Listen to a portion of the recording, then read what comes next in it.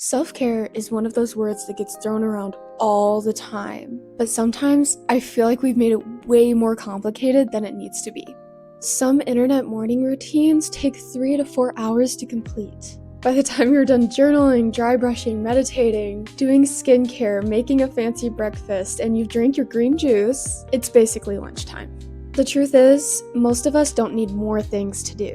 We need habits that actually support our lives. This summer has been a huge season of transition for me. I'm preparing for grad school, starting a ministry residency, I've started this YouTube channel, and I'm trying to recover from a season of burnout all at the same time. Somewhere along the way, I've realized that self-care isn't really about pampering yourself.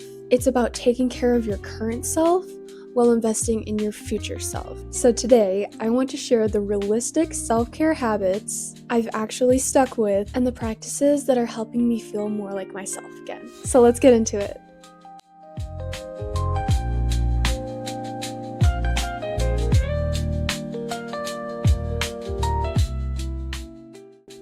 When people think of self-care, they think of skincare, hair care, and all the products. So let's start there. For me, skincare was super overwhelming. There's so many options, and everybody has a new active or new moisturizer that they're trying to sell you. Skincare just seems super overwhelming to me, and for a while, it was really tough for me to even have a skincare routine at all.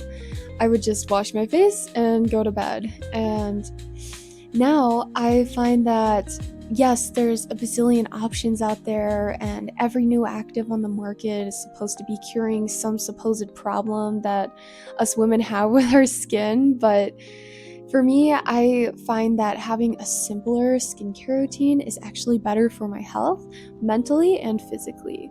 For a while, I was buying all these new serums and trying to solve any and all skin problems that I had.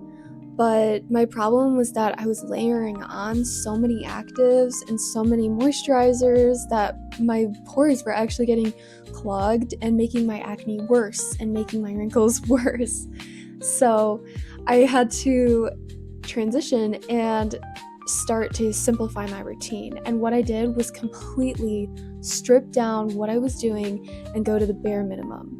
I had to simplify my routine or I was going to go crazy wondering what serum I should try next, and I was just trying to fix the problems that I did have with my skin, which is quite a bit of that early 20s hormonal acne. And the more I layered on, the worse that my skin got. What I did was just go right to the basics. I immediately stopped all of the serums that I was using, and they're currently still sitting in a drawer unused. And what I do now is that in the morning, I just splash my face with water, I put on a moisturizer and SPF, and then at night, I double cleanse. So I use an oil cleanser, a foaming cleanser, and then I put more moisturizer on, and that's my evening routine. And my skin has significantly cleared up. I still get hormonal acne, but it's not as irritated. And when something does pop up, pimple patches are my best friend because I just wait for it to be ready and then slap the patch on, go to bed, and the next morning it's usually cleared up and all the redness is gone. Simplifying my routine has significantly impacted my skin quality. It turns out you don't need a 15-step skincare routine to have beautiful skin that still looks like you and doesn't take 30 minutes to apply. So I highly recommend that you look into your skin type and simplify your routine with products that work for your skin and goals. Next up is hair care. Hair is one of those things that as a woman, it can impact your entire day if you have a bad hair day. And that's not to sound superficial, but how you present yourself impacts your confidence and how you're going to feel for the day. So I highly recommend that you consider your hair type and find products that work for you. Obviously, everyone's hair is different, but a few aspects of my hair care routine stand out to me as something that may be helpful for you. One thing that I do use is a salon-grade shampoo and conditioner that was recommended to me by my sister, who is a professional cosmetologist. For girlies on a budget, This is actually hugely helpful to me because I can't afford the top of the line products, but thankfully my sister's salon actually recently switched to the product Allurum. And it is a very affordable salon grade product that if you use correctly, it will last you a very long time. For me, I just use their daily shampoo and I do a double shampoo. So, one of the things that I learned thanks to Instagram and the internet in general is that the back of your head right here, that's called the jungle. And this section of your head actually impacts how your whole hair is going to look. If you don't scrub this super well, then the grease from this part of your head will just travel all over and your whole look will be ruined. So what I've been doing is every time I wash my hair, which is every 3 to 4 days, maybe 5 if I'm stretching it, is that I will double shampoo and then I will definitely make sure to get the jungle right here in the back of my head. My hair lasts for days and it just feels so fresh and clean for much longer. And because my hair is clean, my hairstyles actually last longer as well. So as you can see, I kind of just have like a little bit of natural texture. I just kind of rough dried it today. I prefer to curl my hair, and so I'll actually use my natural texture to help hold the curl better. And that look can last for days as well. So my encouragement to you is that you find hair products and a system that works best for your hair type so that you're not overwashing or underwashing. As someone who has been coming out of burnout and healing and stuff, one of the hardest things for me was having beautiful hair.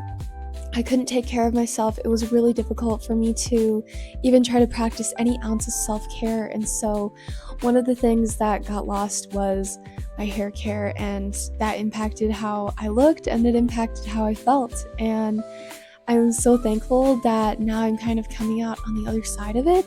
This is my extremely low maintenance hair care routine that's helped me come out of burnout and that I will probably continue to use because it's just so simple and I look good and I feel good, and I'm gonna be a busy girl this fall. I have grad school and a residency coming up, so yeah, this routine is gonna stick with me for a long time.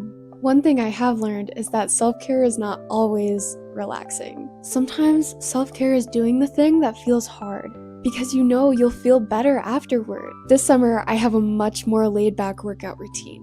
My routine this summer emphasizes fun in the sun and the basic movements that are going to help me with my workout goals. The highlight of my summer is playing pickleball with my husband several times a week. It's been such a great way to get in my cardio for the week and up my intensity minutes so that my VO2 max improves. And it's just been so much fun spending time with him, unplugged and in the zone, playing a game that neither of us are very good at, but we're working together on improving, and it's just been so much fun. And I'm serious, like, it's been the highlight of my summer. My other emphasis is consistency over intensity. And with that in mind, walking has been one of my go-to exercises for the summer. It's easy cardio and I get to spend time outdoors or moving around in the house, and it's been a great way for me to get my steps in, get some movement in, among all of the other benefits that walking improves in our lives. And my last emphasis is training for quality of life rather than aesthetics. Healthy is the new hot. I find that when I feel stronger and healthier, I feel better about myself, about the way that I look, and working out has just improved so many aspects of my life. I forget that I even had aesthetic goals when I first started. I think that as you grow stronger, the hot body kind of follows you. Since my focus is on getting stronger and healthier, the aesthetics are just kind of a great bonus because it takes a lot of time and it takes a lot of work to get that Pilates body or whatever your goal is. And now I just ask myself, do I feel good? Do I feel strong? Do I feel capable? Training has helped me to feel better. I'm more mobile. My neck doesn't hurt. My back doesn't hurt. I'm 23, for goodness sake. I should not have achy joints. And building strength, even just 20 or 30 minutes a few days a week, has improved my quality of life so significantly that I can just never go back. If you're considering working out for your own self-care, I highly recommend that you find a program that includes progressive overload and helps you with whatever goals you have. Something that I've been struggling with this summer is that despite my routine being less lifting and more pickleball and just running and enjoying the outdoors, I have had some significant recovery issues. It's hard for me to set aside a whole day for rest. I have to remind myself that rest is not something that I earn, it's something that I need. This summer has been crazy, as I'm sure most of your summers have been too, and my schedules have changed and my workouts have had to change, and it's something I'm learning is to be more intuitive and to listen to my body and how I feel, and then base my workout intensity on that. I think there's a time to push your body and there's a time that you should take for recovery. And the summer is just not really the time to lock in for me. So I'm being more intuitive and I'm taking those rest days and lowering the intensity of my workouts, and I'm starting to recover faster, at least according to my Garmin watch. My rule for this summer is that I only skip once. If I miss one workout, that's okay. If I miss two, that could be the beginning of losing the habits that I've established. My compromise is that, sure, I can skip once, but if the next day I'm still feeling tired, I reduce the workout load. So I'll keep just the compound movements in my lifting, or I'll go for a walk, or I'll stretch or do yoga or Pilates. But I have to do something, I can't do nothing. The lesson I've learned this summer is that consistency beats perfection every time. This last one is probably the most unexpected form of self-care for me. I've realized that one of the best ways I can practice self-care is to take care of my future self. This fall, I'm starting grad school, a ministry residency, and I'm continuing to plan for a long-term YouTube channel. For grad school, a lot of that is just mental prep, but I've also been doing some practical preparations as well. My new favorite app is Notion. I had just discovered it this year. I mean, I knew about it, but I just downloaded it and it syncs so beautifully across all of my platforms, and it's just so easy to find the perfect template. And so for my grad school, I have a Notion template where I'm going to organize all of my classes, my to-dos, my assignments, and I'm actually super excited to give it a try and see how it works. I've personalized it as much as I can, but until I'm actually enrolled in my first semester of classes, there's not much more I can do in the grad school category right now. For my ministry residency, I'm working extra hard this summer to make sure that I'm financially stable. My goal is that I can be financially stable and that I won't have to work a regular job along with my full-time residency and full-time masters. So what I'm doing is fundraising with friends and family so that I can be supported during this amazing time. So fundraising is one of the ways that I'm able to help provide for us, even though I'm going to be so busy, and it's taken a lot of work to build support. My last form of future self-care is to actually plan for this YouTube channel. When I first started this channel only a couple of weeks ago, I had this vision of exactly how I wanted to share and what kind of videos I wanted to create. Something that I've actually really enjoyed is finding my style, learning how to edit, and writing scripts that resonate with me and that I hope will resonate with you as well. I know for some, maybe filming and editing is not their favorite part, but I've actually really enjoyed that experience and learning what it means for me to be creative as a YouTuber. And one of my favorite things to do is content planning. I have months of content planned out, and I'm currently working on so many scripts. I don't even know how many scripts I'm working on right now, but it's just been so much fun, and I can just feel my creativity returning. Something you may not know about me is that I was a musician growing up, and music was my creative outlet, but it was also a very serious part of potentially my future career. Now, I've tried a career in music and I do not enjoy it at all, and because of that, music has kind of taken a back seat as my creative outlet, which is totally fine and I'm happy with that.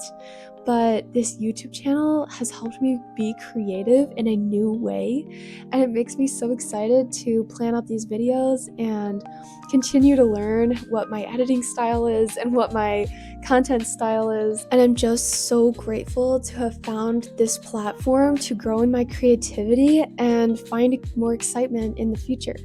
I know I haven't been doing this very long, but I love it so much, and this has just given me this fresh breath of air and new life for this season that I'm walking into. A year ago, self-care looked very different for me. I thought it was mostly about recovery and getting through difficult seasons, but now I'm realizing that self-care is also rebuilding. It's creating routines that support the life that you're trying to create, not just helping you survive the one that you're currently in. I'm still learning and growing and figuring things out, but these are the habits that have helped me feel genuinely happier. I'm so much healthier than I was before, and I'm very excited about the future.